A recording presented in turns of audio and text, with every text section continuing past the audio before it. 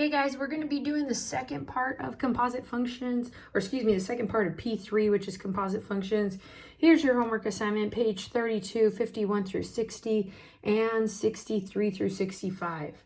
Okay, so we're going to start the homework assignment like we did in the first P3, and I am going to show you guys number 57.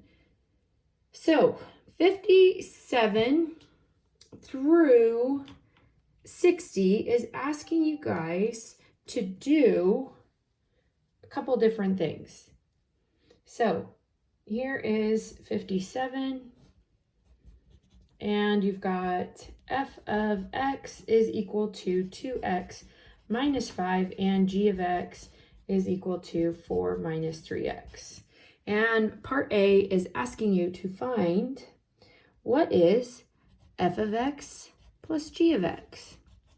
Again, you guys, this is a huge review for you. So you might be wondering why you're doing this, but this will be something that we want at the front of our brain. So f of x is 2x minus 5 plus g of x is 4 minus 3x. Because that's an addition sign, I don't need to put grouping symbols around this, and I can simplify this expression. So 2x minus 3x is negative x. Negative 5 plus 4 is negative 1. And so f of x plus g of x is equal to negative x minus 1. Okay, part B is saying to do f of x minus g of x. So if you guys want to go ahead and pause that, you can try that one on your own. Let's go to part C. That's going to be f of x times g of x. Again, this is just making sure that you understand this notation, that this means I'm getting this expression and multiplying it by this expression. So for this, I would actually use grouping symbols, and I would be multiplying these two together. Okay, and then you can multiply that out. So this is going to be negative 20, negative 6x squared, 8x, and 15x. I'm going to combine all those. So negative 6x squared plus 23x minus 20. That's my solution there. Okay, go ahead and try part D on your own. And after you're finished with that one, let's move on to number 63 together. All right, for number 63, I love these ones. This is true composite functions. So you need to understand what f composite g is and g composite f, but we're going to look at this one first. F composite g means that I'm going to do f of g of x. So this is like parentheses around that one. So looking at number 63, f of x is equal to x squared. G of x is equal to the square root of x.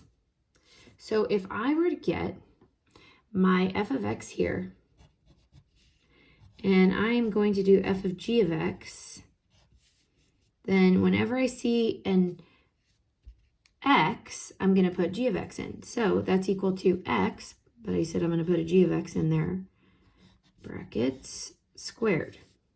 But I know what g of x is, and g of x is the square root of x. So then I'll substitute that in there. And then I'm going to simplify this, and that's equal to x.